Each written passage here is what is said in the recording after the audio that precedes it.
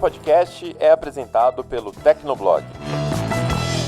O que talvez seja interessante para você, né, nesse cenário de morar sozinha e as pessoas entrarem em contato, precisarem numa emergência, existe um negócio que você compra chamado telefone com fio. Eu ia falar bip. Nossa, caraca, bip. Nossa! Ou Começou a tocar teletrim. agora aqui pra... Existe. Voltamos nos anos 90, tá ligado? É, Bip. total.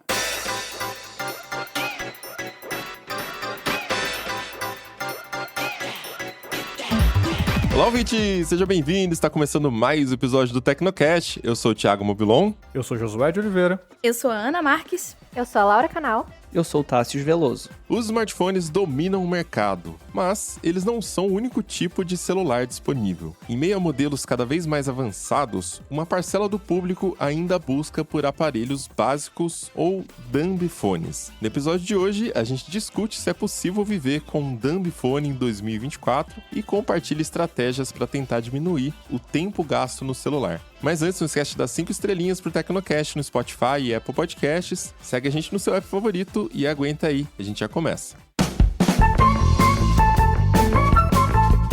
Uma boa infraestrutura de TI é essencial para sua empresa crescer. E pensando nisso, hoje a gente traz um recado da HT Solutions, que tem 17 anos de experiência oferecendo soluções de tecnologia para o seu negócio. Pois é, com a HT Solutions você conta com equipamentos de ponta, indo desde os notebooks até a estrutura de data center, além de ter acesso também a serviços de instalação, configuração customizada e suporte técnico. A HT Solutions tem parceria com líderes globais como HP, HPE, Dell e Google, tudo para você impulsionar a produtividade e a eficiência do seu negócio. Isso, então visita o site htsolutions.com.br ou então clica no link na descrição desse episódio e descubra como levar a sua empresa ao próximo nível com tecnologia de ponta.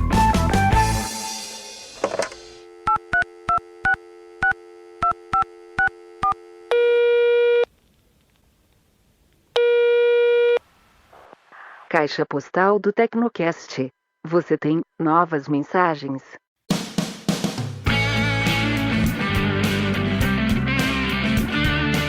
Caixa postal do Tecnocast, se você não quiser acompanhar com a gente, pode pular o episódio para 20 minutos. Bora lá, Josué, qual que é a primeira de hoje aí? O primeiro de hoje é do LS, lá do Telegram. É um comentário sobre Shoptime Submarino, aquele episódio ainda tá rendendo alguma discussão. Ele disse o seguinte: não sou do e-commerce, mas só fecham duas marcas dessa forma por duas razões. Ou estava dando prejuízo, ou a redução de custo que isso trará é maior do que o lucro atual. Me assusta um pouco essa estratégia, pois uma empresa que tem a necessidade urgente de se capitalizar simplesmente vai descontinuar duas marcas que têm um bom valor de mercado e poderiam ser vendidas. Para os colegas que compravam no Submarino Shoptime, vocês vão migrar para Americanas? Pergunto, pois não acho que haverá essa migração natural. Pelo contrário, haverá 2 sites a menos para eu pesquisar preço. A estratégia, no meu entendimento, poderia ser outra. Ainda mais com Submarino, que poderia ser um site conceito de produtos premium, ou até de serviços premium. O que hoje não conheço nenhum site no Brasil no estilo que o Zapo foi um dia nos Estados Unidos. Busquei também informações sobre o faturamento por site e não encontrei. Acho que o pessoal que está lá sabe o que está fazendo. Só acho que não nos contaram tudo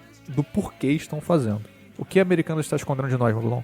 Eu acho que nada, cara. Assim, eu entendo o lado que o LS tá trazendo, mas não acho que faria sentido, tá? A minha opinião, assim, fazer uma dessas estratégias, assim, no Brasil. Por exemplo, um produto premium. É difícil quando você tem duas marcas que são muito parecidas, né? Você tentar essa estratégia de diferenciação com um produto premium. Primeiro porque depende da aceitação do mercado, será que vai ter público? E também é meio que eles já faziam, né? Como o Galileu falou no episódio, né? No começo eles faziam Philips, ia para uma loja e o produto de entrada de TV lá ia para outra loja, né? Eu não lembro quais exatamente ali. Acho que o Submarino era mais tecnologia, né? Isso. E Americanas era mais povão. Mas vai convergindo eventualmente. A tecnologia vai deixando de ser uma coisa premium, né? Vai democratizando ali o acesso. Enfim, então a consolidação realmente tem a ver com redução de custo e no mundo da internet, consolidar marcas significa fortalecer também. Você está redirecionando os dois domínios que são muito fortes para um domínio só. Então você está redirecionando todos os sinais que o Google tem de autoridade desses dois domínios para o domínio principal. Isso vai multiplicar a autoridade do domínio principal. Ele soma as 3 marcas, literalmente, ali. E você elimina também concorrência própria, assim, canibalização, né? Porque você tem o mesmo produto ranqueando pela Americanas e pelo Submarino, por exemplo. Esses 2 produtos estão competindo por posição no Google. e de repente você pode ter uma posição no topo. Até a hora que a gente olha a curva de cliques do Google, as estimativas, né? Tipo, o segundo lugar é meio que a metade do primeiro em quantidade de clique. O terceiro é a metade do segundo, saca? Então é exponencial o negócio. Você aparecer na primeira página já não significa muita coisa hoje em dia, a não ser que você esteja no top 3. Enfim, então acho que por vários sentidos, assim, por vários caminhos, faz sentido o que eles estão fazendo, por vários pontos de vista, faz mais sentido mesmo essa estratégia de juntar tudo e fortalecer uma marca só. Eu faria igual, acho, se eu fosse dono. E pensando um pouco nessa coisa, essa sugestão que ele deu de talvez de vender, eu acabo lembrando de novo daquilo que o Galileu trouxe também, naquele levantamento, enfim, que ele apresentou sobre marcas, né? Americanas, assim, o nível de conhecimento da marca Americanas é, tipo, muito superior de uma marca como o Submarino e o Shoptime. Então, talvez hoje em dia, no atual estado do e-commerce, nós conversamos sobre isso no episódio, talvez até mesmo vender essas marcas não chamasse tanta atenção de nenhum outro comprador, sabe? Porque como os produtos já são basicamente os mesmos e essa desorganização de marketplace, sei lá, talvez simplesmente não conseguissem um bom negócio, talvez vendendo o Submarino. Até entendo a lógica de, tipo assim, pô, você tem um ativo na mão, por que você não vende ao invés de simplesmente encerrar? A gente já viu que encerrar tem sua lógica, por tudo que a gente falou no episódio que o Mobilon trouxe agora, e talvez vender simplesmente não tivesse muito interesse. E aí essa venda não traria tanto assim para os cofres a ponto de fazer sentido para eles. Então, acho que isso fala sobre a complexidade do atual momento do varejo online, enfim, de toda essa confusão de players, de todo mundo abrindo mão de margem para fidelizar cliente, todo mundo pegando o produto do outro, o diferencial do outro, 1000 marketplaces, no final uma coisa só. Enfim, é um mundo em que talvez a marca do Submarino não valesse tanto para ser vendida, ou do Shoptime também, apesar disso parecer estranho. Eu acho que valeria, acho que teria como vender, mas seria um tiro no pé. Porque primeiro, você tá vendendo o que ali? Você tá vendendo a marca? Tá, então vai junto o site. Uma vez que você tá vendendo o site, de novo, a dinâmica da internet é a autoridade do Submarino tá no domínio dele. Então, você pode multiplicar a sua autoridade somando toda a sua reputação em um domínio só, ou você pode vender uma fração dela para algum externo. E aí, qual que vai ter mais resultado no longo prazo? Ah, eu consigo me capitalizar agora, ter uma grana agora, mas e no longo prazo? Você conquistou um concorrente que vai tirar dinheiro seu. Sim. Então, acho que essa estratégia também não faz sentido. Eu não venderia, eu juntaria as 3 marcas num site só. É que assim, no mundo offline, beleza, eu fechei uma marca, eu encerrei uma marca. Mas no mundo online a dinâmica é diferente, saca? Você redireciona tudo, quem acessa o outro endereço vai pro endereço novo e a autoridade vai junto. Então, né, a marca principal se fortalece. Seguindo aqui, o Reginaldo TI mandou uma mensagem pra gente lá no grupo do Zap e diz o seguinte: sobre Americanas, eu acho que vocês foram muito bonzinhos.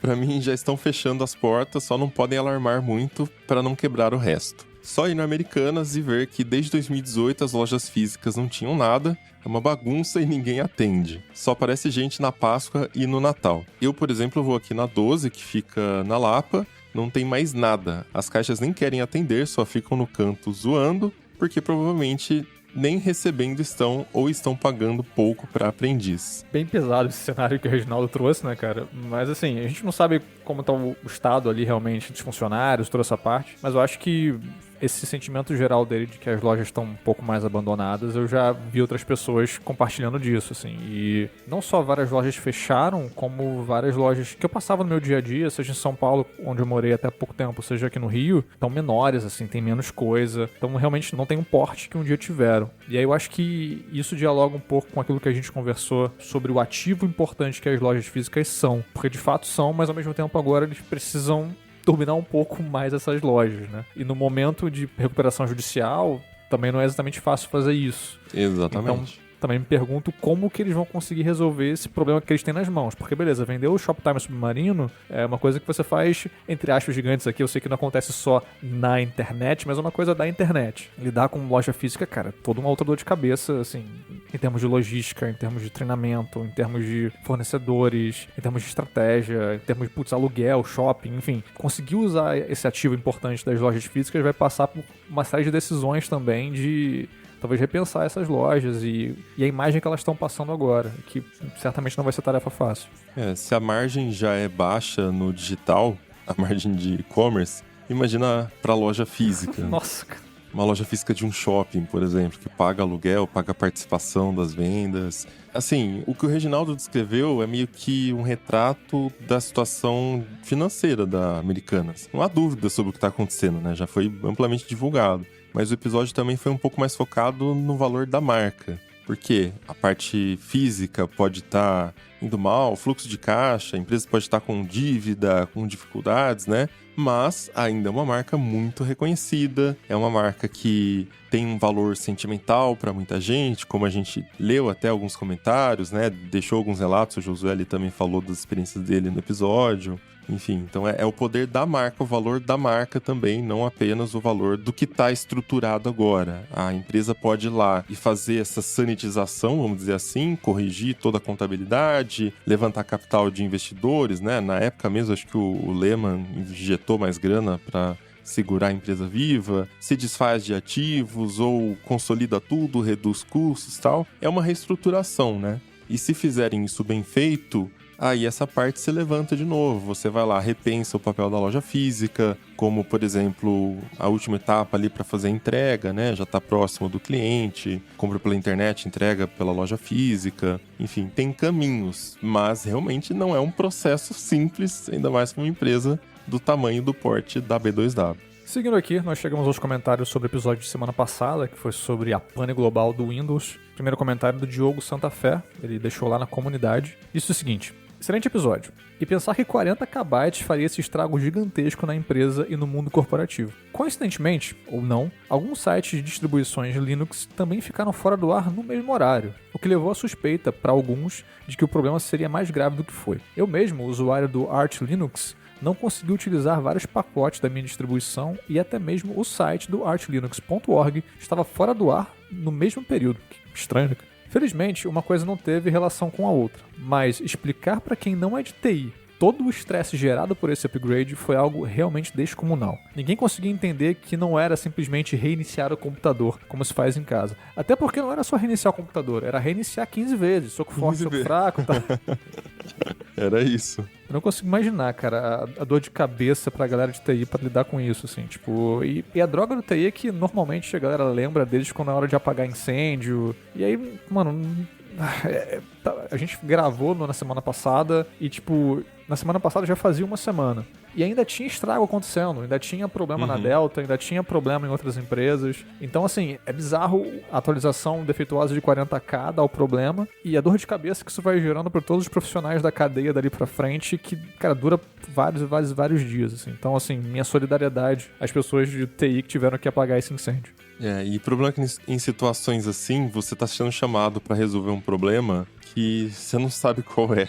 Exato. Não tem precedente, assim, saca? Tá, ok, já aconteceu esse tipo de pane geral, né? Mas você chega na hora ali, o procedimento padrão não resolve, né? Você fica ali preso nessa tarefa, com todo o resto das suas urgências se acumulando também. E você, tipo, beleza, o que eu faço? O que tá acontecendo, né? Esperando uma informação. E de início, eu imagino também aquele desespero de achar que é só na sua empresa, o que eu fiz de errado. Vamos revisar aqui. Caraca, mano. Todos os commits, tudo que foi instalado, tudo que a gente, né, tudo que rolou, enfim, até descobrir que, pô, peraí, parece que não é só aqui, né? Ou ligar pra um colega, tipo, aí tá tudo parado também, né? Ah, na minha empresa também. Enfim, é caos mesmo pra quem tá trabalhando. Seguindo o comentário do War Pigs lá no Telegram, comentário bem grande aqui dele e algumas coisas bem técnicas também, legal a gente ler pros ouvintes poderem comentar também. Vamos lá. Pessoal, sobre a arquitetura dos sistemas operacionais, o Mobilon levantou algumas questões sobre segurança do ponto de vista do usuário final em ambientes Linux. Ele comentou que se o Linux fosse tão popular no ambiente desktop quanto o Windows, poderia ter problemas de segurança semelhantes. No ecossistema Linux, já existe o desktop atômico, que apresenta as seguintes características. Ele explode... Sacanagem, desculpa. O update errado já era. Um update errado e você vai embora e todo mundo que tá em volta vai embora. Número 1. Todo sistema é atualizado de uma só vez e nenhuma atualização é aplicada se algo der errado, o que significa que você sempre terá o computador funcional. Tá, essa é a teoria por trás né, da questão da atualização ali do Falcon também. Tipo, a Microsoft abriu as portas para que eles mexessem em certos níveis lá de arquivos, No kernel. mas não implementou as seguranças necessárias para que esse tipo de bug não acontecesse, coisa que a Microsoft já fez em outras situações para outros drivers e aplicativos. Então, O exemplo que a gente deu foram as impressoras no episódio. isso. Número 2, uma versão anterior do seu sistema é sempre mantida disponível apenas por garantia. Se precisar voltar no tempo, você pode. Tá, o Windows também tem isso, né? Mas como falamos, falhou na primeira, já não tem como acessar a segunda. Número 3, o Toolbox, eu imagino que seja. Ele escreveu ToolBX. É a Toolbox, imagina. Mantém todas as suas ferramentas de desenvolvimento bem organizadas por projeto. Ele permite manter diversas versões das ferramentas independentes umas das outras e não afetadas por alterações do sistema básico. E número 4, containerizado. Os aplicativos gráficos são instalados via Flatpak e permanecem separados do sistema básico. Eles também permitem um controle refinado sobre suas permissões. A Canonical, mantenedora do Ubuntu, vem trabalhando em um projeto semelhante. Além disso, softwares empacotados em Flatpak e Snap são instalados e executados de forma isolada do sistema operacional. Ele manda ali a documentação, se você quiser ler, entre no canal do TB lá no Telegram. E aí uma observação final aqui, a proposta do Flatpak está voltada para aplicações desktop, enquanto os Snaps nasceram para servidores e aos poucos foram alocados em ambientes desktop. A Microsoft já vem realizando algumas implementações semelhantes, como o Chromium Edge, que roda de forma containerizada. Eu lendo isso tudo aí, entendi muito pouco, confesso, porque o mundo Linux é realmente meio misterioso pra mim. Eu nunca... Mentira, eu já utilizei Linux em algumas ocasiões, mas justamente porque o Windows é o mais popular, normalmente permaneço no Windows. Faz muito tempo que eu não uso Linux. Mas, sei lá, lendo isso aqui, Mobilon, eu que sou um leigo, acho que o argumento central seria: o Linux poderia ser muito popular hoje, que com as ferramentas de hoje ele já conseguiria ter uma segurança maior do que o Windows não gerar o problema. Imagino que tenha sido isso que o Warpix tinha tentado dizer. E aí? Eu fiquei na dúvida se é isso ou se ele quis dizer que... Porque assim, minha fala exata foi que o Windows só é mais problemático, muito mais problemático no sentido de ataques e hackers, né? Porque ele é o mais utilizado. Lógico, e ainda fiz essa ressalva, lógico que tem a questão do Unix, do Linux e do Mac, né, que são mais seguros, etc. Mas também tem o outro lado, que é um sistema pouco popular, ele é menos explorado. Não significa que ele seja invulnerável, acho que essa foi a palavra que eu usei, né? Então, acho que isso é o principal. Essas ferramentas demonstram como, sim, ele tá mais seguro, ele tem mais salvaguardas, vamos colocar assim. Mas não dá pra gabaritar, dizer que ele é invulnerável de fato, né? Porque para saber se ele é invulnerável, realmente teria que estar sendo colocado à prova, muita gente usando, né? O mundo inteiro tentando explorar as vulnerabilidades do sistema. Isso ninguém tem como saber, né, de fato. Eu acho que tem um segundo ponto também, assim, meu olhar é mais macro do que o Warpigs trouxe, né? Então uma coisa meio que não invalida a outra. Ele tem razão no que ele citou ali, mas o meu realmente é uma coisa um pouco mais macro, assim. E aí tem outro ponto também que e a gente citou isso no episódio, é muito mais difícil para a Microsoft implementar novidades, atualizações, recursos, porque muitas coisas podem quebrar se um update for mal implementado. Né, se a Microsoft mudar uma coisa radicalmente no Windows, tem tanta coisa para o Windows ser compatível que eles têm que andar a passos lentos, né? Eu não quero eximir a Microsoft de culpa, não é esse o ponto, né? É óbvio que é responsabilidade da Microsoft, mas estou dizendo também que existe um ambiente mais complexo para o Windows, né, para o desenvolvimento do Windows. Enquanto que o Linux não, eles podem simplesmente, joga isso fora aqui, vamos fazer novo, né? Dá ali 3 updates de prazo pra galera se atualizar e bora pro novo.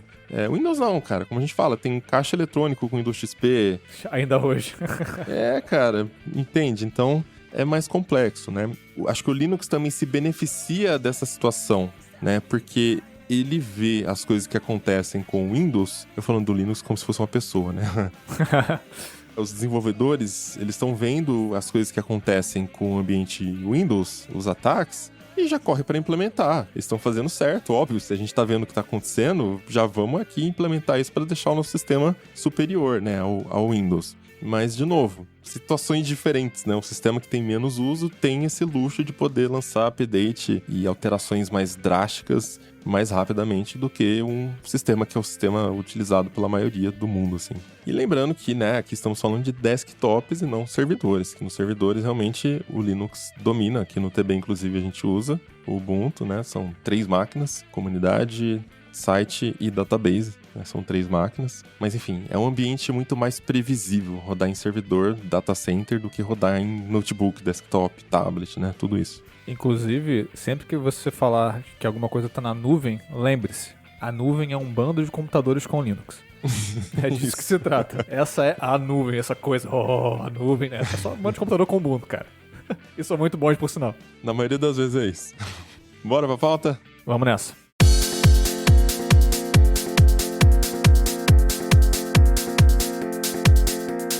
No dia 22 de julho, um aparelho bastante curioso passou pelo processo de homologação da Anatel. Trata-se do Boring Phone, um celular que é absolutamente básico e faz parte de uma campanha de marketing da cervejaria Heineken. Esse celular tem o formato de um flip e ele tem a carcaça de plástico transparente, bem parecido mesmo com aqueles aparelhos que a gente usava nos anos 90. E as funcionalidades também são bem parecidas, né? Não dá para você fazer muita coisa. Ele tem chamadas, ligações, SMS, alarme e calendário. Para completar essa proposta retrô, o celular vem com o recurso de lanterna, olha, super avançado, e um joguinho de Snake que os millennials aí vão amar. Ou seja, uma versão ainda mais básica daquele Nokia 2660 Flip, como destacou o próprio Everton Favretto, assistente de conteúdo aqui do TB, na matéria dele. E esse paralelo com a Nokia também está presente na fabricante do aparelho, que é a HMD Global. Para quem não sabe, né, a empresa que comprou os direitos de produzir os aparelhos com a marca da Nokia.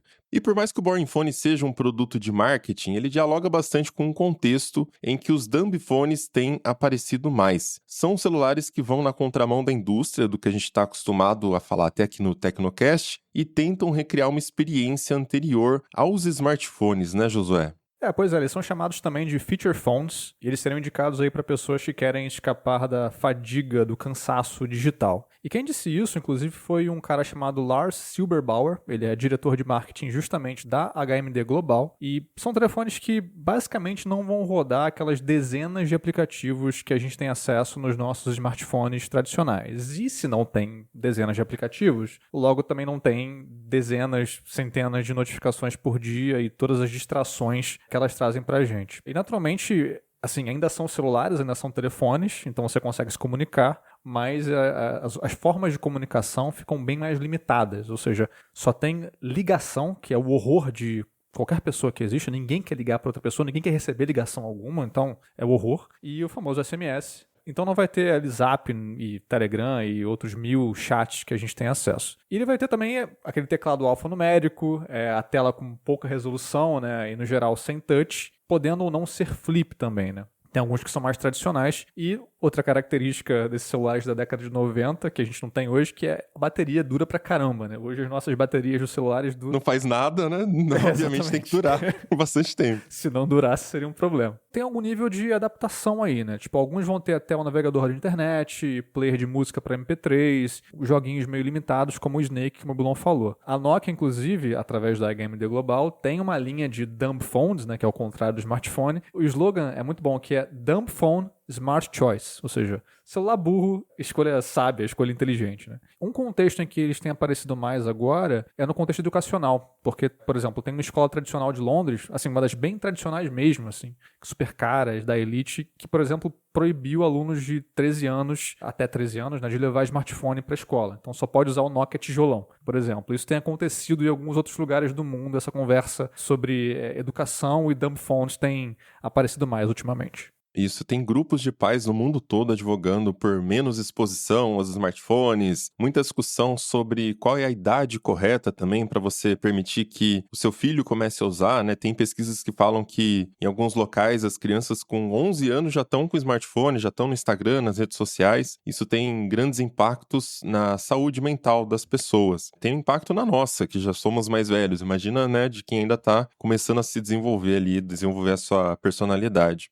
E aí, alguns locais têm uma abordagem um pouco mais rígida, passando legislações específicas para proibir smartphones em salas de aula. É o caso você adivinhou, da França, né? Europa, sempre primeiro nessas regras. E Los Angeles, nos Estados Unidos, que também colocou essa legislação aí. Então, para começar essa conversa, eu vou fugir um pouquinho da pauta aqui. Eu queria que todo mundo pegasse os smartphones na mão e acessasse o recurso Jogue pela janela agora pra gente. para não falar, né? Tempo de tela. Me digam aí o quanto que vocês estão usando a média diária o smartphone de vocês. O meu deu 3h30, até que tô bem de boas. Tá bom, mas tá acima da média também. A média americana é 2h30, pelo que eu pesquisei aqui, 2h40, por aí. O Brasil, eu não lembro exatamente a média, mas ela é maior. O brasileiro fica mais tempo do que o americano. 3h26 de iPhone e de MacBook 3h46. Ah, o meu apareceu também. 4h42. Ó, você é pior que eu? O meu tá pior do que vocês todos, 5h07. Ai, que bom, sou saudável.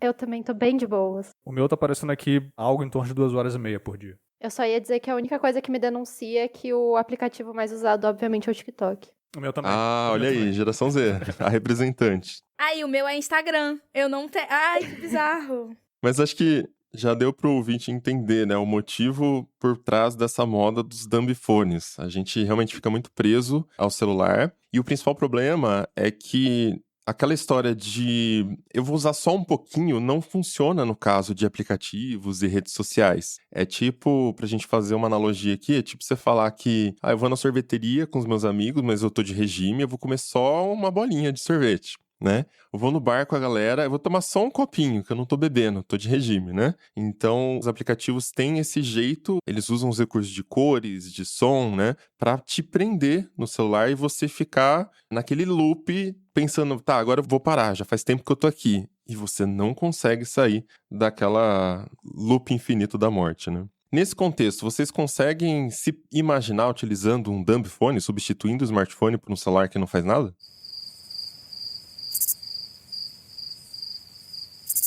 E é isso, gente. E chegamos ao final de um Tecnocast. Eu acho que o silêncio diz tudo, né, cara? Assim, de novo, lendo as matérias que a gente leu pra pauta e tal, né? Eu fiquei com curiosidade de tentar. Eu diria isso. Eu fiquei com a curiosidade de tentar. Já falei no outro episódio que aqui em casa eu já fiz com minha esposa, acho que mais 2 vezes, a gente tentou fazer dia sem celular, assim. A gente não podia usar o celular. E uma vez a gente fez até algo mais rígido que era, tipo, nenhuma tela. Nem TV, nem computador, nem nada. E era meio difícil, mas sei lá, depois das primeiras horas meio que pega, assim, meio que foi, pelo menos aqui no nosso caso. Então eu fiquei com a curiosidade de, tipo, ok, seria bem difícil no primeiro momento, mas talvez valesse a pena tentar. A questão é que um celular básico não tem uma série de coisas que hoje não só tornam a nossa vida mais fácil, mas em muitos casos são muito importantes. Então, por exemplo, antes da gravação começar, o Bilão estava pagando conta. A gente estava falando sobre as contas que a gente paga pelo celular e tal. Então, tipo, hoje em dia, como é que você paga conta? Alguém que vai em banco, vai pegar fila pra boca do caixa? Nem sei mais o que é isso. Então, tipo, tem uma série de coisas que ultrapassam esse aspecto dos aplicativos que te prendem e meio que já entram, assim, numa importância diária. Então, fiquei com curiosidade de experimentar, mas já sabendo que se eu fosse tentar trocar completamente, eu teria que voltar para uma série de hábitos que, cara, eu abandonei há anos, assim. É que eu tenho pra mim que não é trocar 100%, é utilizar o dumbphone na maior parte da sua rotina, até porque em vários momentos você tá no computador, ou então você tá, enfim, exercendo a sua profissão, aí vai ler e tal, mas para quando tem essas necessidades, você ainda tem um outro, ou o smartphone, ou um computador com as credenciais todas cadastradas para conseguir fazer a coisa, porque senão realmente fica muito difícil. Eu lembro que no começo da pandemia, quando teve aquilo de auxílio emergencial e dependia do celular para fazer, havia muito essa discussão sobre, mas e quem não tem celular? Ou quem não tem uma conexão com o celular, com a internet? Como é que faz? E para mim esse é um raio-x muito interessante do que se transformou a nossa vida, né? Para muita coisa a gente depende do digital, mas ao mesmo tempo que eu tenho curiosidade de testar, cara, eu acabo usando o smartphone para tudo, né? Para tudo que a gente precisa no dia a dia, inclusive produtividade depende dele. Teve uma época que quando eu saía de férias para viajar, eu usava o mínimo do celular possível, até porque estava sem conexão, então só, enfim, conseguia consultar as coisas quando parava no restaurante, tinha Wi-Fi, e era bem interessante. Mas, por outro lado, se não configurasse direito o mapa, acabava ficando sem o aplicativo do mapa com o download, né, da região. E aí, com o tempo, isso foi um hábito que foi se perdendo. Hoje em dia, com roaming e com Wi-Fi em todo lugar, nem nesses momentos, que seriam os momentos de descanso, eu abro mão de algumas funcionalidades smart, tento me controlar, mas realmente talvez fosse um choque de realidade. E tem uns 2 ou 3 anos que o pessoal da Nokia no Brasil me mandou um dumb phone para testar. E aí sempre vinha, sei lá, saía um dobrável, eu testava o dobrável, saía modelos mais avançados que todo mundo fica ligado, querendo saber, eu ia lá e testava. E nessas, até hoje eu não tive o aparelho da caixa, pra vocês terem uma ideia. Porque nunca chegou essa oportunidade de parar um tempo, de não precisar de produtividade, de nada, para utilizar o bendito do dumb phone. Então acho que isso diz um pouco de mim. Eu tive a oportunidade e não parei pra fazer isso. Eu acho que pra gente vai ser mais difícil, porque o nosso trabalho é a internet. Então, como que a gente fica com um aparelho que te afasta da internet? Não tem como. Teria que ser em algum estilo você poder usar um telefone durante o dia e outro durante a noite. Mas aí a gente vai cair sempre naquele paradoxo do que eu falei agora do sorvete ou do copinho de cerveja, porque a gente não consegue traçar essa linha. Agora eu não vou mais usar o telefone. Se ele tá lá, você vai usar. Se está instalado o aplicativo, você vai abrir. E às vezes o aplicativo pode não estar instalado, você vai abrir no Safari, no Chrome, né? Você vai dar um jeito de entrar na rede social. Você se hackeia, né? Você se hackeia, exatamente. Você arruma uma desculpa, mas é só hoje, eu usei menos a semana toda, né? Enfim, você sempre dá um jeito de ir contornando ali. Eu acho que o dumb phone, esse no caso, né, que não tem nem WhatsApp, eu não teria coragem de ter um assim, não. Mas se fosse um daqueles que tem pelo menos um WhatsApp ali, eu acho que seria útil para algumas situações. Por exemplo, você vai na academia e aí você quer levar, quase como um celular do bandido, né? Você quer levar uma coisa mais básica para ouvir música e poder se comunicar ali com as pessoas próximas e tal. Aí beleza, aí eu acho que funcionaria em alguns casos até melhor, porque eu quando vou na academia, o que é muito raro, mas quando acontece, eu às vezes perco muito tempo no celular. Entre uma série e outra, que é 15 minutinhos ali, intervalo, né, de uma série pra outra, só que nessa 15 passa-se segundinhos, um minuto, né? dois, Não 15 minutinhos. 15 segundinhos, 30 segundinhos, e aí passam-se muitos minutos e você tá lá naquela coisa. Então, pra esses casos, isso aqui também não daria pra ir sem celular, porque se alguma coisa acontece, eu teria que me comunicar com alguém. E, obviamente, ninguém liga, né? Isso não existe. Só se alguém ligou pra você, não atende, porque vai ser uma pessoa. Então, não faça isso. Mas se fosse com mensageiros, assim, aí já dá uma vontadezinha, assim, de ver como seria Mas você essa não acha vida. que isso do... Ai, mas e se acontecer alguma coisa... É o principal fator? Porque sempre pode acontecer alguma coisa e em 99% do tempo não acontece nada. É, exatamente. Mas às vezes acontece, e se acontecer? Não sei, às vezes não é nem acontecer alguma coisa com outra pessoa, e sim com você. E tipo, você precisar pedir ajuda, chamar alguém. E aí pelo menos eu sou muito tímida, então pra eu pedir pra outra pessoa um celular emprestado, etc, eu preferia, tipo... alguma coisa de segurança pra eu conseguir gritar a alguém. Tipo, tô no banheiro, alguém traz uma roupa que aconteceu alguma coisa. Acabou o papel! Mas o dumb phone, ele tem uma tecnologia que serve pra isso, se chama ligação. SMS. Mas isso não vai... Quem que eu vou ligar? Quem vai me atender primeiro? esse é um Quem vai me eu não atender se eu atenderia, ligar? eu não Ninguém. atenderia. Eu atenderia, tá? Quero dizer isso. Pois é, agora vou só ligar pra você, meu contato de confiança.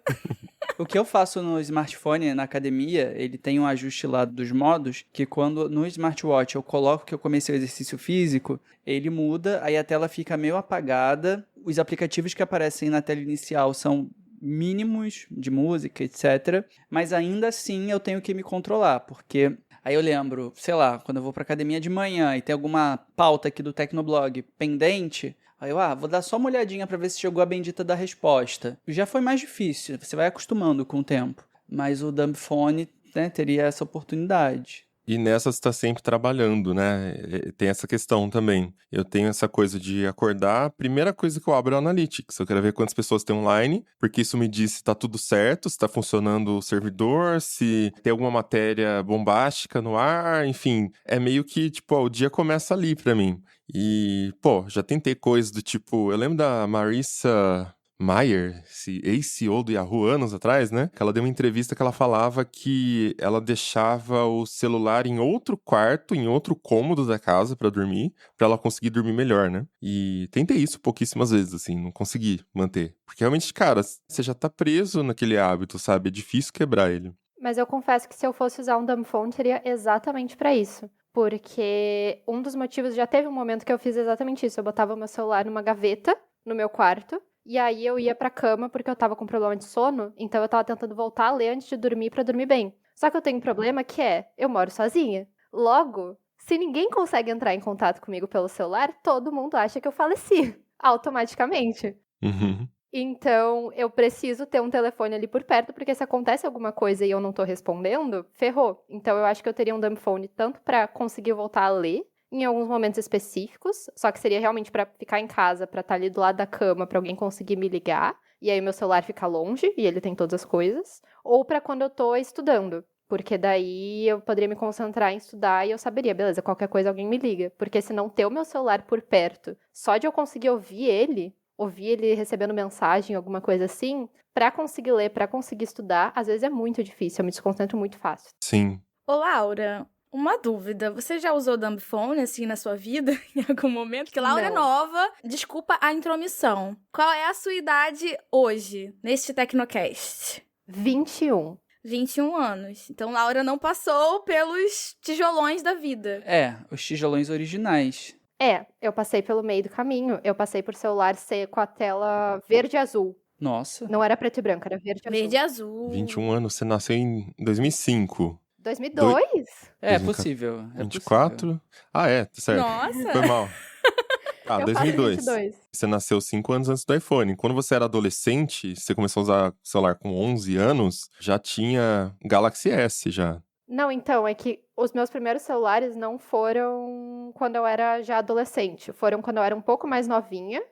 Porque meus pais saíam pra trabalhar, então eles davam pra mim, pro meu irmão, aquele celular que era tipo assim... Eu acho que eu até contei no tá. último Tecnocast que eu participei. Sim, verdade. Uhum. Aquele celular que tu herdava de um parente que teve, aí passou pra outro, passou pra outro, passou pra outro, e aí ficava pra mim, e ele não tinha nada. Era só pra, se acontecer alguma coisa, conseguem falar contigo. Então eu tive, acho que uns 2. Um era um Motorola e o outro, não sei que marca, acho que era Nokia. Foi do jeito certo, então, que você começou a usar, né? Você começou a usar celulares que não faziam muita coisa por conta de emergência, pra ter o contato, assim. O que talvez seja interessante pra você, né, nesse cenário de morar sozinha e as pessoas entrarem em contato, precisarem numa emergência, existe um negócio que você compra chamado telefone com fio. Eu ia falar bip. Nossa, Caraca, bicho. Nossa! Ou Começou todo teletrim. mundo agora aqui Ainda Existe. Voltamos nos anos 90, tá ligado? É, Bip. total. Médicos usam ainda. Não todos, não tô falando, né, que é um negócio mega popular, mas ainda é utilizado. O mercado de bips tá bombando. Não, no Grey's Anatomy eles substituíram. Agora é smartphone, porque até uma temporada era bip. Aí depois era smartphone. O que eu vejo assim, tem uma timeline aí, e a gente já fala um pouquinho mais dos aparelhos também que estão saindo hoje, essa moda, né? Mas tem uma timeline que é a seguinte: anos antes da tecnologia, tudo que a gente fazia era no papel. Então, sei lá, o cara que comprava ações, ele ia lá na B3, no prédio lá, e gritava junto com todo mundo e assinava o papelzinho lá. Agora eu tenho, comprei a ação, né? E depois eu vou lá acertar na saída. Enfim, era assim. Por isso que se fala em negociar os papéis valem Exato. por causa disso. Aí chegaram câmeras com filme, né? Então, beleza. Você tinha um dispositivo para tirar fotos. Livros, você tinha um dispositivo, entre aspas, para ler, que são os livros, né? Notícias, você tinha revistas e jornais, dispositivo de leitura de notícias. Enfim, eram segmentados, eles faziam uma coisa só e era isso, né? Com o avanço da tecnologia, o que a tecnologia traz pra gente é um dispositivo generalista, que dentro dele você consegue fazer tudo, cada vez mais coisas. Então, inicialmente, eram as coisas mais possíveis por conta da interface. Então, você tem um teclado para fazer o input e você tem uma tela com texto. Já dá para ler, já dá para uma comunicação básica. Conforme a interface vai ficando mais avançada e a conectividade também, você consegue se comunicar com áudio. Então, de repente, o telefone foi para o computador. Aí você coloca vídeo. E aí você tem as gravações, porque o armazenamento aumenta, os softwares melhoram, e hoje a gente tá aqui gravando o Tecnocast por streaming e tudo mais, né? Enfim, então como o dispositivo é generalista, ele faz muito bem coisas que a gente precisa, tipo comunicações ou entrar no banco, pagar alguma coisa. Não no app do Nubank, que tá uma porcaria, né? Mas enfim, comunicações. Porém, ele também possibilita esse tipo de interação que é o que a gente quer evitar, né? Interação entre aspas. Utilização de Instagram, TikTok, aplicativos que viciam, que bombardeiam a gente ali com todos aqueles problemas que a gente já conhece de social media. Então, quando a gente pensa num dispositivo ideal, é impossível tecnologicamente a gente falar, vamos tirar só as coisas ruins e deixar só as coisas boas. Porque para ter as coisas boas, as coisas ruins vêm junto, né? Tipo, você precisa de um iOS, de um Android de última geração e de um processador bom e tal, para ter os recursos mais avançados, sei lá, o que são as coisas boas e essenciais, vai. Vamos dizer que comunicação, WhatsApp, FaceTime, enfim, coisas assim, né? Mas isso, por consequência, possibilita todo o resto, né? Então eu tô falando isso porque quando a gente olha para os dumb phones, as opções que a gente tem são dumb phones tipo o que eram antigamente, os Nokias, os Motorolas, ou a gente tem dispositivos tipo da Boox, que é BOOX, que é tipo Boox Palma, que é um dos mais famosos, que ele tem o formato de um celular, ele tem tela e-ink, ele tem uma câmera básica de resolução SD, se eu não estou enganado, só que ele tem um Android. Custava $280 quando eu vi, né? Mas ele roda um Android básico, você consegue instalar tudo, mas com tela e-ink. Você consegue entrar no YouTube, assistir filme, só que a experiência fica piorada. É uma barreira, né? Exato. A gente tá acostumado. A solução da Boox é tentar criar essa barreira, né, com a tela e-ink e a tecnologia mais básica ali. O celular é mais lento, você não vai ficar, tipo, quero mexer no celular, né? Ou tem um outro aparelho que eu vi também, esqueci o nome, mas ele é pequenininho, e aí você pode escolher o que instalar nele. E aí o problema é, você pode instalar o Instagram nele, usar o Instagram normalmente. Saca? Então não adianta nada, que é a abordagem de eu só vou instalar os apps que são essenciais, porque se você tem uma porta de acesso, você vai né, como é que o Tasso usou a palavra ali? Você vai trapacear, né? Se hackear, você vai dar um jeito ali, dane-se a regra por hoje, não tô mais interessado em fazer isso. Então fica meio essa coisa de tudo ou nada. E tudo ou nada é complicado em 2024, né? Se eu preciso de um GPS, por exemplo, fazer uma viagem, é uma questão de segurança eu estar com um GPS no meu bolso, né? Ou um celular que seja, sei lá, furou o pneu do carro, preciso ligar pro guincho. O que eu vou fazer se eu não tiver uma comunicação? Hoje em dia, não tem como, né? É porque, sei lá, ao mesmo tempo eu penso que quando a pessoa tá com um smartphone, a bateria pode acabar. E aí, de toda forma, ela vai ter que dar um jeito de se virar. É que a gente fica com muito receio e assustado caso aconteça alguma situação mais grave. Mas acaba se dando um jeito. Tem isso também, O problema para mim não é a tecnologia, o problema é o comportamento. Nosso comportamento foi muito moldado ao longo de 15, 20 anos para ficar com a cara enfiada nesse tipo de tela. Antes era na tela do computador, agora é na tela do celular. E nisso a vida vai passando e a gente nem percebe. Mas quando eu tento me regrar um pouco mais de... Por exemplo, agora é o meu momento de escrever. Eu vou escrever uma matéria e não vou acompanhar tanto analytics, não vou responder as pessoas no WhatsApp. Eu quero escrever matéria. Eu preciso colocar usar um Pomodoro da vida, alguma coisa assim. Porque senão, já tô tão acostumado naquela espiral de pensamentos que dali a pouco eu lembro, preciso isso, preciso aquilo outro. E aí eu já vou e quebro esse comportamento que seria o comportamento ideal. Você mencionou o Palma, Mobilon, e eu tenho curiosidade também de testar. Inclusive a empresa, a gente estava comentando até antes da gravação, né? A empresa que faz o Palma, que é essa Boox, Onyx Boox, eu acho. E eles têm também tablets que são em ink e tal. Tem até tablets coloridos com ink, que é a ideia, vamos pegar essa tecnologia do Kindle, que é super confortável para ler coisas e tal, e vamos colocar isso num tabletzinho com Android básico e etc. Dá para comprar aqui no Brasil, eles têm uma operação aqui e tal. E aqui tô com uma página do Palma no site da onyxbooks.com.br. E o preço dele tá R$ 2.299. Então, assim, é um preço salgado. De novo, tenho muita curiosidade de testar, assim. Queria ver como é que é, tal, como eu leio muito no celular e tal. Pra mim, faria bastante sentido. Já usei bastante e-reader, então a experiência pra mim é familiar. Mas comprar um dumb phone hoje, a gente tava dando uma olhada até no site da HMD Global, Positivo também tem alguns, e os preços são bons, assim, é barato. Você compra por R$300, às vezes menos. Então, uma pessoa que está muito mal financeiramente, se precisar se comunicar, assim, consegue comprar um celular como esse. Se está com um perrengue muito grande e precisa de alguma coisa, consegue se virar com esses celulares. Agora, até mesmo para um super basicão que nem cor vai ter, como é o Palma, que vai ser super, super ali, apenas o necessário e nem vai ter todos os recursos que um celular tem, ainda assim você vai pagar o preço de um celular. Não vale, né? Porque você paga mais por menos.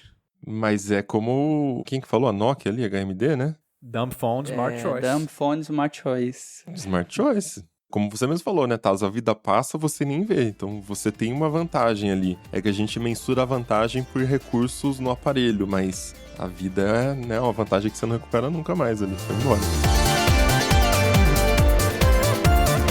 Agora, esse boring phone, né, ele tem também o apelo visual para aquela questão estética dos aparelhos da época, anos 2000 ali, que era tudo transparente, que você via o que tá por dentro, né, do aparelho. Que é essa coisa da nostalgia, né, da galera dessa geração que tá forte, né? Com os celulares dobráveis a gente também viu uma nostalgia em relação ao da Motorola, né? O que era imitando o V3. E a gente tem essa coisa, né? A nossa geração ela é muito nostálgica, eu vejo isso assim direto. Os millennials são muito nostálgicos e eu acho isso interessante, assim. Talvez não tenha o apelo de, ai meu Deus, eu preciso de um dumb phone porque eu quero me desconectar. Mas tem gente que gosta de ser diferentão e fala, pô, tem um negócio daquela época e posta nas redes sociais e tal. Então, eles apelaram pra isso também, né, no boring phone. E eu acho que aí sim pode ter nesse nichozinho, assim, da nostalgia, pode ter um fervor a mais aí que a gente não tá notando ou, enfim, falando, né, nesses números que a gente vê dos dumb phones gerais, né. Igual as câmeras digitais. Você vai em festival hoje em dia, tem uma galera relativamente jovem que tá com câmera... Não chega a ser as TechPix da vida, mas câmeras, sei lá, Sony Cybershot. Nossa. E acham incrível, porque tem a estética, você não tá postando nada no Instagram naquele momento, você vai guardar, vai ver depois. Dependendo da câmera, não tem nem o visor, então você fica assim, na dúvida sobre o que capturou ou não. Verdade. Já que a Ana descreveu o aparelho, eu acho interessante colocar também que no exterior, essa cervejaria, quando ela fez esse esquema de marketing, eles falaram assim, porque as pessoas elas vão pro bar e ficam com a cara enfiada no smartphone. Então nós inventamos esse aparelho, que é inspirado em outros, já falamos e tal, porque aí aquelas pessoas vão poder conversar entre si. Então a ideia do aparelho não é nem ajudar nas coisas ultra básicas, é na verdade não ser utilizado. É isso que eles colocam. O Everton Favretto, que foi quem levantou essa história do boring phone, a gente até colocou no título que é o celular mais chato do mundo, porque o Everton encontrou essa informação e fomos atrás juntos, e a gente foi atrás da Heineken. E eles até agora não falaram pra gente se o produto vai ser vendido, se vai ser um produto de fato, né? O dispositivo vai ser vendido, se vai ser alguma ação nos bares pra gerar buzz. Junte 10 tampinhas de Heineken e um negócio assim. Então, antigamente existia, né, essa questão de você comprar alguma coisa no jornal ou no mercado, aí você ganhava um celular. Isso era bizarro. Meu primeiro celular foi juntando selos de jornal extra. Eu troquei pro Motorola que eu não lembro. Sim, eu não lembro qual era o modelo, mas era um flipzinho. Primeiro celular que eu tive 2008, talvez, assim. Então foi juntando selinhos ali que comprava todo dia no jornal extra. Devo ter gastado mais dinheiro com o jornal do que o valor do celular, mas enfim. Não, e se fosse hoje, imagina, né? Ia ter que passar 5 anos comprando jornal pra ter os seus. E aí, quando pegasse o celular de 5 anos atrás.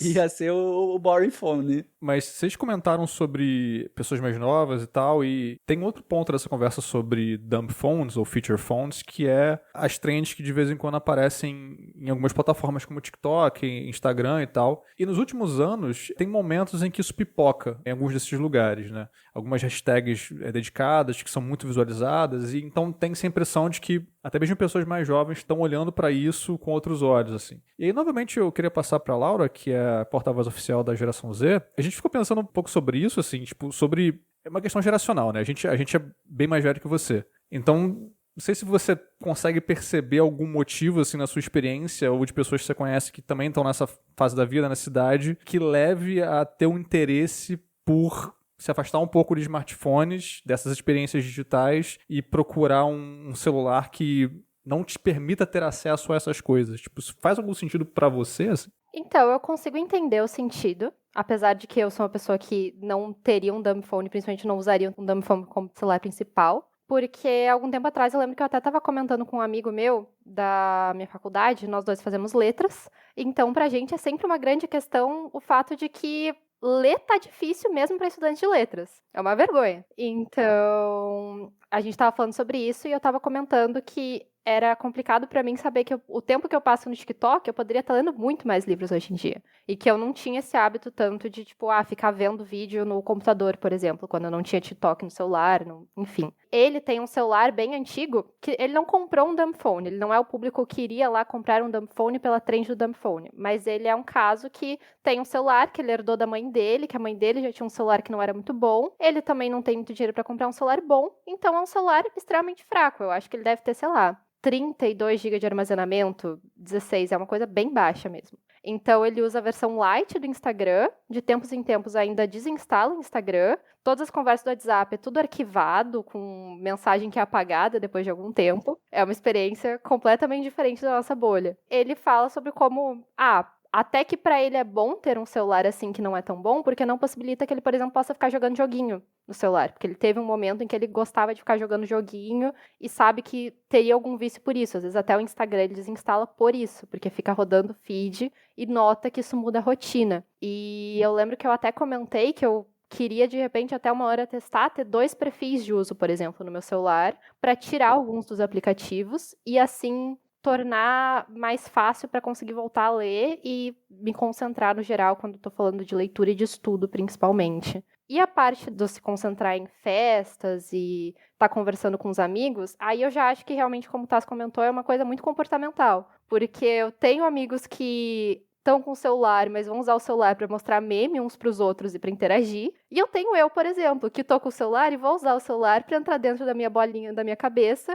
porque eu tô tímida em alguma situação social. Então tem gente que vai usar o celular para interagir mais até. Mas eu consigo entender de onde vem essa questão de, principalmente o pessoal que tem alguma questão com ter medo de ficar viciado em algum aplicativo ou em algum jogo específico, principalmente.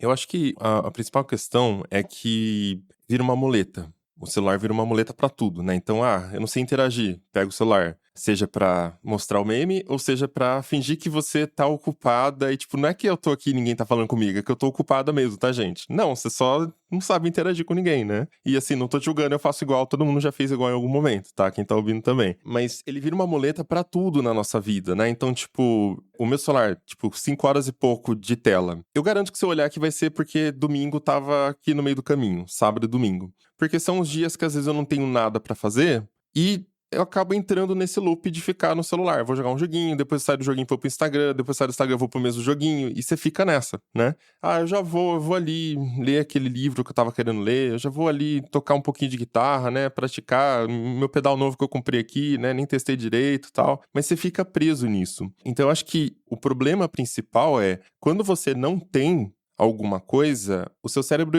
você força ele a criar coisas. Você força ele a ir pelo caminho difícil, mas criar experiências significativas. Eu acho que esse é o ponto principal. Você não aproveita o ócio, né? Exatamente. Ou que seja pra não fazer nada, pra ouvir seus pensamentos e pra refletir sobre a semana. Marília Gabriela, fazer nada. Saudades de fazer nada. É isso. Então vira essa muleta que, você tem que estar sempre ocupado. Você precisa daquela recompensa. Um pouco do que a gente falou também no episódio recente, né? E tem outro fator, que é o de quando você tem alguma coisa pra fazer, aí sim ele se torna irresistível, porque qualquer coisa é menos interessante do que 1 bilhão de pixels ali na sua mão pro que você quiser acessar. Às vezes eu fico bravo comigo mesmo, porque eu tenho louça pra lavar, e aí eu me pego no sofá, sei lá, passando pela timeline. E eu fico pensando, mas eu sei que eu tenho coisa pra fazer. Eu sei que se eu lavar a louça agora, em 5 minutos acaba. É o tempo de ver 2 vídeos no YouTube, sem acelerar, porque eu não acelero. E não, eu fico lá. Mas só da gente reconhecer esse padrão de comportamento, eu acho que já é um avanço. Porque algumas pessoas estão, assim, completamente imersas nisso e não sacam que é uma questão, assim, do meu ponto de vista, pelo menos. Não, com certeza. Agora, o que eu fico pensando é isso, né? Quais são os caminhos pra gente sair desse loop? E se um boring phone, um celular, um dumb phone seria um desses caminhos? Será que isso vai Não sei, essa trend cresce, a geração mais nova vai estar muito mais ligada com essa ideia e vai ter 2 telefones, né? Ou se eles vão se render simplesmente para o smartphone, como a nossa geração fez, porque a gente veio, nosso caminho é ao contrário, né? A gente veio desse caminho com tudo separado e de repente está tudo junto. A geração mais nova nasceu com tudo junto e tem essa trend de, é descolado você ter uma câmera que não tem um visor, né? Eu, quando era criança, meu pai, assim, demorava muito pra ele dar um filme pra gente colocar na câmera. Quando ele dava, era, sei lá, 36 poses, que era o maior, né? A gente fazia durar um tempão o filme, tipo, não fica tirando foto de qualquer coisa. Às vezes a gente não obedecia, tirava uma foto tonta qualquer, né? Mas era aquela câmera sem flash, sem visor, óbvio, né? Porque é de filme. O pai não era fotógrafo, né? Fotógrafo? Sim, casa de Ferreira Ele Espeto de entregava Pau. essas bombas pra... É lógico.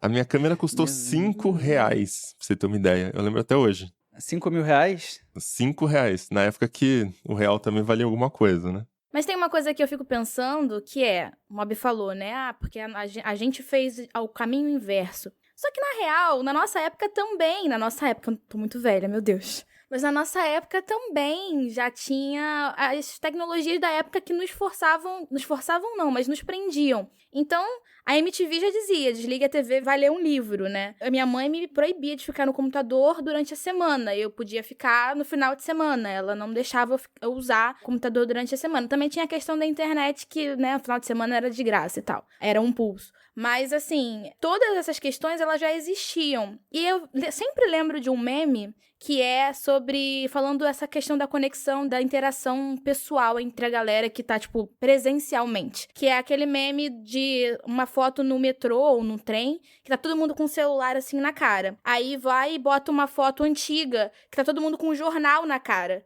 Uhum. Então, independe do meio ali que as pessoas estão consumindo uma informação, as pessoas, desde sempre, elas acabam recorrendo a essas outras coisas, essas muletas, né? Tanto faz a tecnologia, a gente vai sempre encontrar uma muleta, porque eu acho que isso é muito do comportamento humano, de querer ter um lugar seguro quando está em sociedade. Às vezes por se sentir ameaçado, por ser tímido, por várias questões, né? Mas isso acho que não depende do celular. Acho que se vai ser um dumb phone, se tiver o body phone, vai ter a cobrinha pra você ficar ali na festa fingindo que você tá mexendo em alguma coisa, em vez de falar com alguém. A questão é a fricção. São níveis de fricção diferentes, né? Uma cobrinha, primeiro, vai enjoar muito rápido, né? Não vai ficar pra sempre fazendo isso. Enjoa. Você não subestima a minha capacidade de jogar cobrinha. Eu esculacharia todos vocês no jogo da cobrinha, fala aí, ó. Bora E fazer Tetris competição. também. Eu sou muito boa em cobrinha e Tetris. Campeã mundial da cobrinha. Campeonato do TB. Você citou o computador. O computador, você tem que estar num lugar específico, você tinha que conectar na DSL ou na internet de escada mesmo, né? Num horário específico. Enfim, tem níveis de fricção. O celular é um dispositivo pessoal super avançado, mais rápido do que todos os computadores juntos que a gente teve na infância e tá no nosso bolso. O mais básico hoje em dia é muito mais avançado do que o computador que a gente tinha. Menos o do amigo da Laura, né? Coitado. Esse aí, Esse aí a gente vai fazer uma vaquinha. na real, é porque o meu computador de infância tinha 2 GB de HD. Então o celular dele tem 16 GB, já é mais do que o meu computador. Sobre essa pergunta, se os dumb phones, eles viram uma tendência, assim, sei lá, nacional ou coisa do tipo, eu tava levantando os dados do mercado brasileiro de celulares. Porque a associação do setor, a BINI, ela faz um panorama, um relatório, que demonstra o mercado total. Em 2023 foram 44 milhões e 400 mil unidades de celulares, só que eles quebram por tipo, por categoria de aparelho. Os smartphones, eles são 43 desses 44,4. E os celulares que eles colocam como tradicionais, que são os feature phones, eles representam 1 milhão e 400 mil aparelhos vendidos ao longo do ano. E tá numa trajetória de queda bizarra. Em 2016, para vocês terem uma ideia, eram 7 milhões. Aí em 2018... 3 milhões, ficou na casa dos 3 milhões, depois, enfim, e agora está no 1,4. E o mercado como um todo, durante um tempo cresceu, depois deu uma quedinha, mas o que se nota é que os smartphones, eles aumentam em volume de vendas e os feature phones, assim, ladeira abaixo, apesar de todos esses esforços, porque a própria HMD já vendeu aqui no Brasil com a marca Nokia, né? A gente falou. Tem alguns outros muito simples. Positivo Multilaser, várias outras marcas, algumas bem desconhecidas. Tem aqueles celulares de, sei lá, celular do idoso. A Oba Box é uma que tem o celular do idoso, que entraria nessa categoria. Eles fazem propaganda na televisão. E assim, eu não noto nenhuma reação para isso. Então, para mim, tem muito cara de produto de nicho, ou realmente para tirar onda ali. Tipo, a pessoa que ressuscita o iPod e vai pra academia com o iPod. Poderia ser o caso da Ana. O vinil, né? Vinil. Galera que Vinil curte tá vinil. crescendo. É. Mas eu acho que é isso, tem tanto nicho, o que eu vi é que tem um número muito grande que eu esqueci qual que é agora, perdão, audiência, mas em países em desenvolvimento, né, os países pobres, faz muito sucesso por conta do valor. Então, realmente, como o Josué citou ali no começo, você precisa de um celular barato, alguma coisa. Então, tem esse nicho. E nos Estados Unidos, especificamente, existe essa trend dos mais jovens comprando dumb phones, mas até o que os dados mostram é que o uso, a adoção para a população idosa, 60 mais, que é a população que usava dumb phone ainda, por não estar a fim de adotar smartphone, aprender essa coisa complexa, né? Eles também estão adotando smartphone, cada vez mais estão adotando smartphone. Então, realmente, são duas coisas específicas.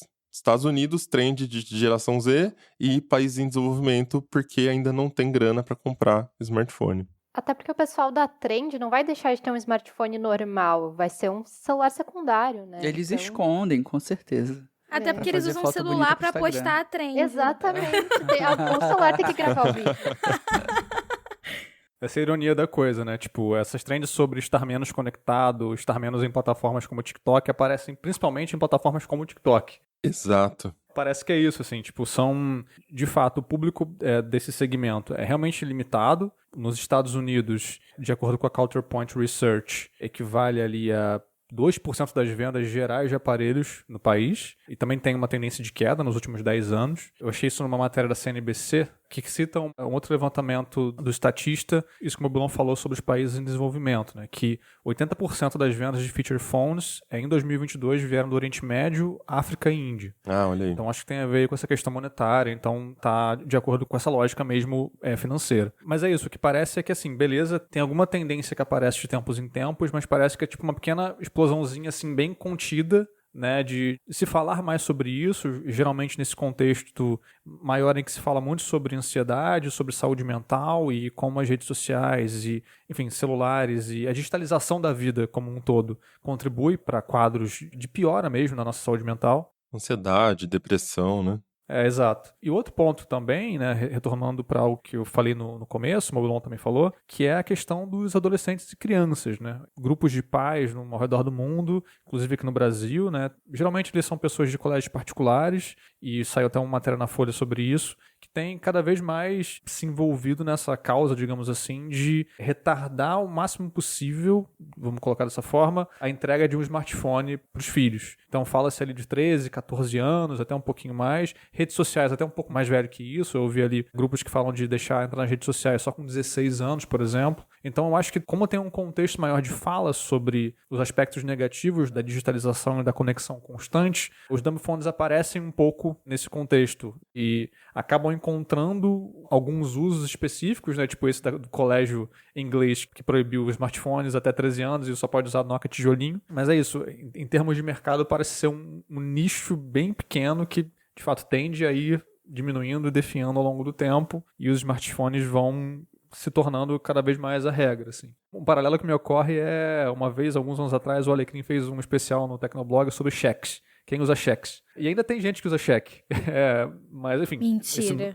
Esse número, pois é. Esse número vai estar definhando ao longo do tempo. É muito pouca gente, para situações muito específicas. E não tem ninguém que use só cheque. Você usa cheque e outras formas de pagamento. A tendência é que isso, em algum ponto, em algum momento, acabe. Mas, por enquanto, ainda tem gente que, para certas situações, prefere aquela forma de pagamento, assim como tem gente que, para certas situações, adquire um dumb phone, um feature phone. Enfim, certamente, dificilmente vai ser o único celular, mas o feature phone acaba ficando ali. Eu acho que seria legal se tivesse formas de transformar o nosso smartphone em um dumb phone. A gente tem formas de deixar ele menos interessante. Eu tava até tentando fazer isso no meu iPhone, sei lá, pensando em coisas tipo tirar todos os aplicativos da tela inicial e deixar só widgets. E aí nos widgets eu coloco só tipo o essencial, que nem tudo tem widget também, né? Então, por exemplo, o OnePassword, que é o que eu preciso para logar nas coisas, eu coloquei como um aplicativo e todo o resto eu tirei e removi todas aquelas telas, né? Então fica só realmente a tela inicial. Isso não resolve 100%, porque eu ainda posso rolar pro lado, abrir o Instagram, alguma coisa ali da biblioteca de apps. Ele ainda está instalado. Mas é uma fricção, né? Não deixa de ser uma fricção não ter a minha tela inicial gritando para mim, um monte de aplicativo falando clique em mim, né? Aquela coisinha com vermelho gritando ali na sua cara. Dá também para você deixar a tela preto e branco. Tem um atalho de acessibilidade no iPhone, inclusive, que você dá 3 toques no botão, você configura ali para ele no botão de Power, ele fica com a tela toda preta e branca, dá para você associar isso também com algum atalho, e num determinado horário ele já faz isso, então, para melhorar talvez seu sono, você conseguir, né, se desligar um pouquinho. Mas eu acho que todos esses caminhos, o problema sempre cai no lance de você poder trapacear, você pode hackear ali o sistema e eu vi até uma trend de TDAH que apareceu pra mim no Instagram outro dia, irônico, né? Olha só. Era um Inception, assim, porque era aquele recurso de tempo de tela do iPhone que bloqueia o aplicativo depois do tempo que você programou. E aí era tipo, cara, assim, o que pessoas normais fazem? Ah, beleza, levantei e vou viver minha vida. O que o TDAH faz? Mais 15 minutos, mais 15 minutos, mais 15 minutos. E é isso, você fica eternamente. Porque pra desbloquear, é só o FaceTime. É você mesmo que tá pedindo? É. Então tá. É tipo, não, você não devia desbloquear, porque é óbvio que eu vou tentar me trapacear. Então deveria ser algum esquema do tipo assim, configura o Face ID de quem vai poder te autorizar a desbloquear a tela.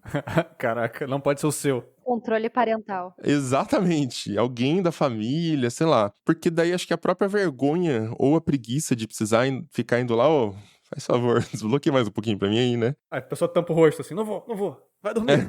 Não, na semana seguinte essa pessoa já tá com uma máscara de silicone da pessoa que desbloqueia o celular, ou então o dedo, aquele usado também pra dar fraude aí nos hospitais, então é esse mesmo dedo. Vai ter o horário do Instagram, que vai ser o horário que a pessoa tá dormindo. Você vai lá, senta do lado da cama dela e fica mexendo sentado no chão, assim, desbloqueia, volta a usar, desbloqueia, volta a usar. Vão ter empreendedores que vão começar a cobrar das pessoas pra desbloquear o celular delas. Não, eu desbloqueei seu celular por R$5. Só que eu uso o meu rosto pra desbloquear. Olha aí, ideias. Dá pra ser tipo joguinhos que você vai comprando upgrade das armas e o upgrade vai aumentando de preço, mas ele dá o mesmo tanto de upgrade. Então, tipo assim, a primeira desbloqueio, 50 centavos. Você tem 15 minutos. O segundo já sobe pra 1,50, 15 minutos. Terceiro, vai dobrando, até que você fala, chega, né? Não vou mais ficar pagando. Uma hora você para. É o único jeito, né, gente? Não tem como. Mas é aquele aplicativo da árvore. O Forest.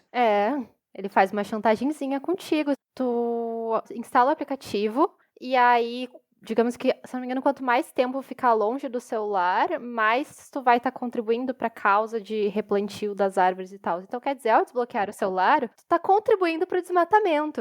Ah, dane-se, passa a boiada, bota fogo, não tô nem aí não, né? Tô brincando, gente, pelo amor de Deus.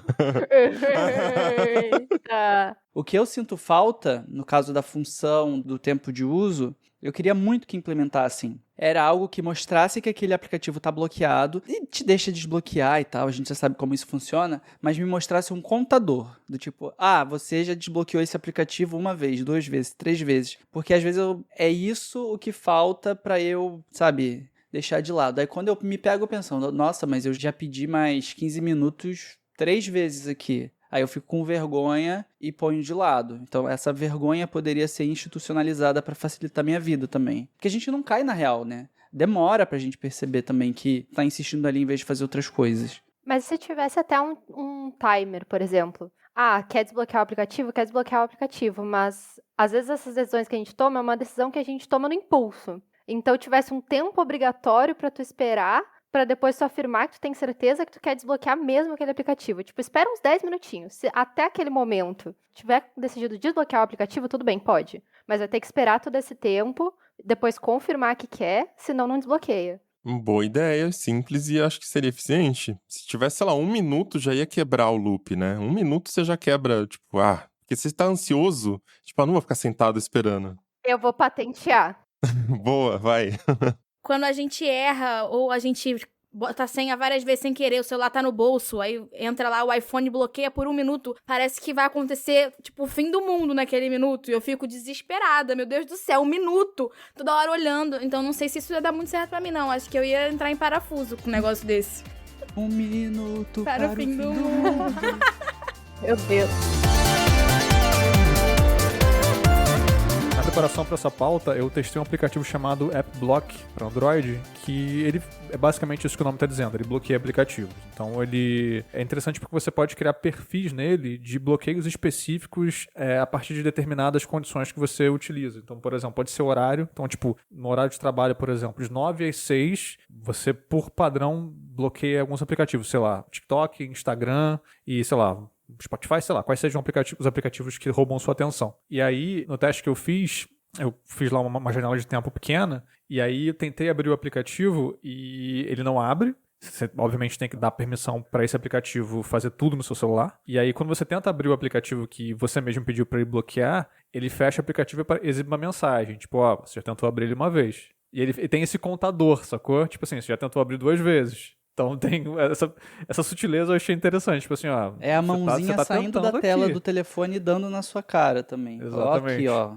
E pelo que eu vi também, ele tem funções pagas, né? Então não consegui testar tudo. Mas na versão paga, por exemplo, você pode pedir para ele bloquear quantos aplicativos você quiser. Né? Na versão gratuita tem um limite de 5, se eu não estou enganado. Além dos limites de tempo, tem limites de lugar. Você tinha até comentado sobre isso, Mobilon, de localização. Dá para fazer, dependendo do lugar que você está. Tipo, se você define aqui como casa, você só vai ter esses aplicativos enquanto você estiver nesse local. Se você sair, aí você tem acesso a outros, enfim. Então é interessante, de novo, é um aplicativo, então você ainda tem o poder de desinstalar o aplicativo, mas me pareceu um aplicativo interessante para pelo menos criar essas fricções, né? Criar esses perfis que talvez fosse legal que eles viessem de fábrica, né? Tipo, então. perfis direto quando você compra o celular. Mas enquanto isso não acontece, tem aplicativos que ajudam, pelo menos. Perfis seria um recurso bem legal, até a gente falou isso no episódio de iPad, né? Seria legal ter perfis no iPad para deslogar de um perfil, logar no outro e tal.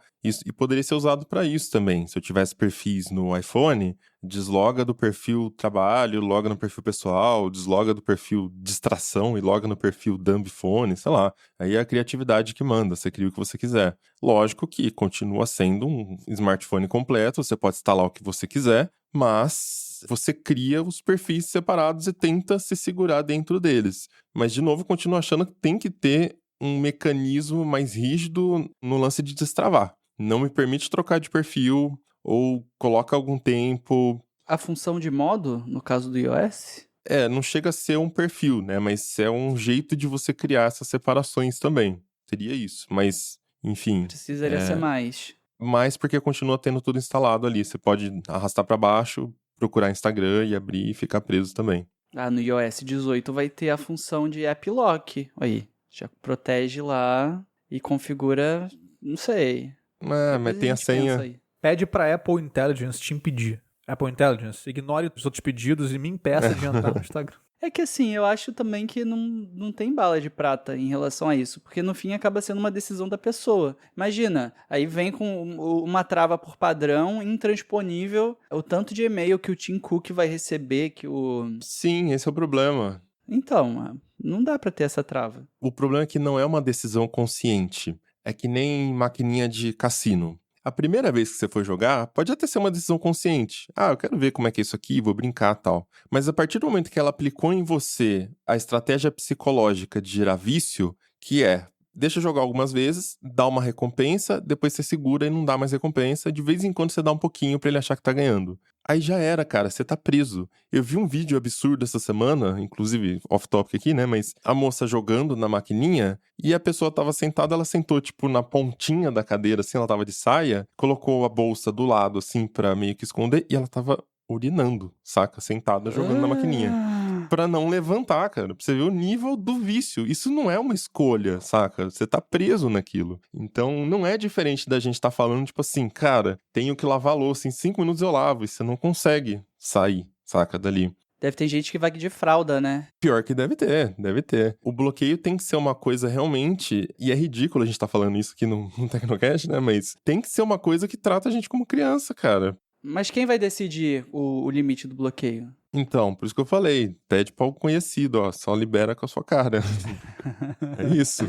Um sistema de cota para o uso do celular determinada. Não vamos colocar na conta do governo porque lascou, né? Tem que ser de Só que gente próxima também da sua comunidade. é contra o interesse da própria Apple, é contra o interesse do Google, do Instagram, de qualquer empresa ter esse tipo de recurso no aparelho, né? Porque a Apple só vende por conta disso. O aparelho tem que ser extremamente atraente para você estar usando e viciado e querendo comprar o mais novo. Google, Instagram é o pior, né? Porque é o mais explícito ali, o Facebook, a Meta. O negócio das empresas depende desse vício no celular. Então, óbvio, não dá pra gente também colocar tudo na conta de somos vítimas, mas eu acho que existe, de fato, uma situação acontecendo, né? E por mais que a gente queira se livrar dessa situação, é complicado por conta das empresas, mas também por conta da cultura, né? Todo mundo tá nos lugares e todo mundo usa, então a gente quer estar, a gente também quer pertencer. É um problema complexo aí pra se resolver. Então é isso, vamos chegar ao final de mais um episódio do Tecnocast. E aí, conta pra gente em quem você confiaria pra controlar o desbloqueio do seu smartphone, né? Pra você controlar o seu uso. Ou então, olha só, se você tá ouvindo esse Tecnocast a partir do seu iPod, ou se você gravou na sua fita cassete e tá ouvindo no seu Walkman enquanto faz academia, manda pra gente sua mensagem que a gente quer saber como é que é a vida desse lado aí do mundo. Caixa postal Tecnocast no Telegram ou no WhatsApp também, o link tá na descrição deste episódio. Se quiser continuar o papo com a gente em todas as redes, eu sou @mobilon, @Josué de Olive, com V mudo no final. @a_anamarques. @alauracanal. E @Tassius, THASSIUS. Este Tecnocast vai ficando por aqui, voltamos com outros semana que vem. Até lá! Bye! Tchau, pessoal. Tchau, tchau. Tchau.